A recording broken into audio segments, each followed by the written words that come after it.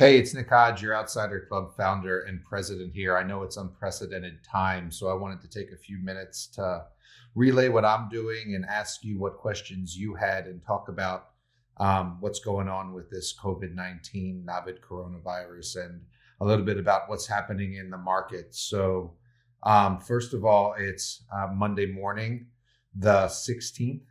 At home with my wife and kids. We have pulled them out of daycare. I'm in Washington State, as you know, the evergreen state. You can see all the pine trees there in the background. Governor here has closed down large gatherings, has closed down eating in restaurants, concerts, etc. That is now happening in many states across the country to try to flatten the curve, a term I'm sure you've heard by now, of the spread of this virus. So let's start there. I'm here at home. Again, kids out of daycare. I have a bit of cash, as I think you all should have. I've written about that over the years. Both cash, in my home and cash, quote unquote, dry powder to take advantage of opportunities that will present themselves in this market.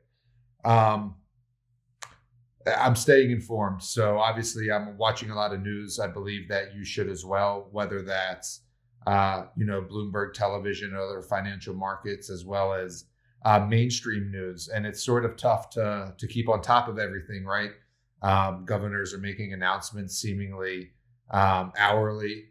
There's new measures being taken. And so try to stay as informed as you possibly can and keep a level head about yourself. Check in with your loved ones, your parents, family members that fall in the most susceptible demographic, as we know, 60 years old plus. Make sure you guys have a plan. This is something that you should have had in place before the virus. And, it's easy to say that now, but if you didn't, make sure you're coordinating with your family now. Make sure you have the essentials, etc. And then help anyone you can, obviously.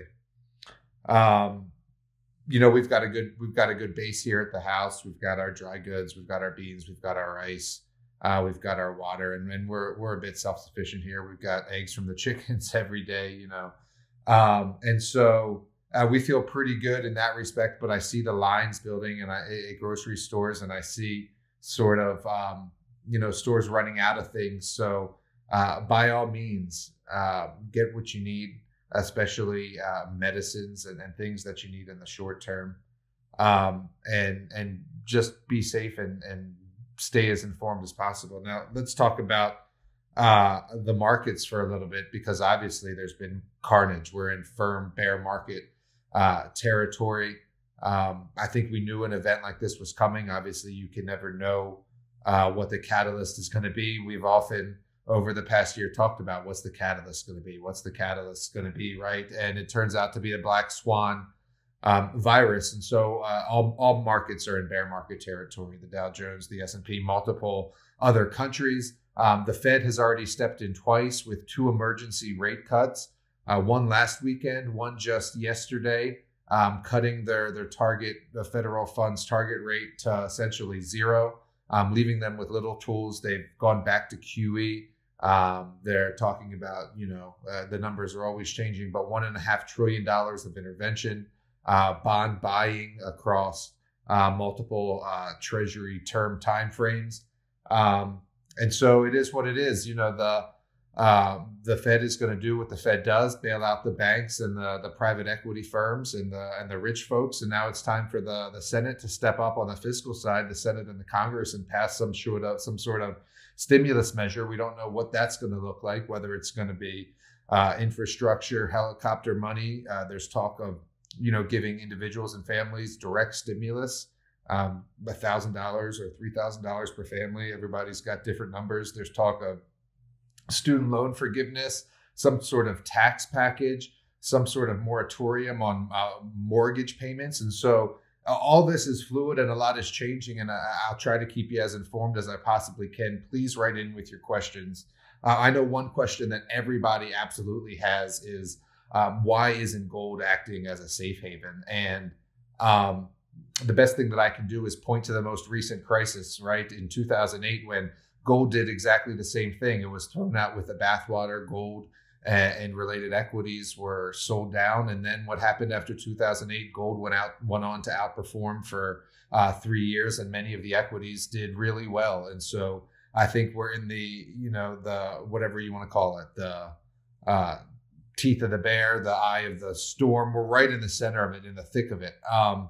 And so there's just a search for liquidity. And so people are selling anything that has a bid. A lot of stuff went no bid on Friday last week. And so we just have to wait for the roughest part of this to pass. And then I think precious metals are going to do what precious metals have done throughout history, and that is act as a safe haven and go on to outperform in times of tumult. And so we just have to wait through this, the volatility right now. And volatility is something else I want to talk about. We've seen both record up days and record down days in the past week. So the market is gyrating all over the place as the algorithms and as funds try to make sense of this.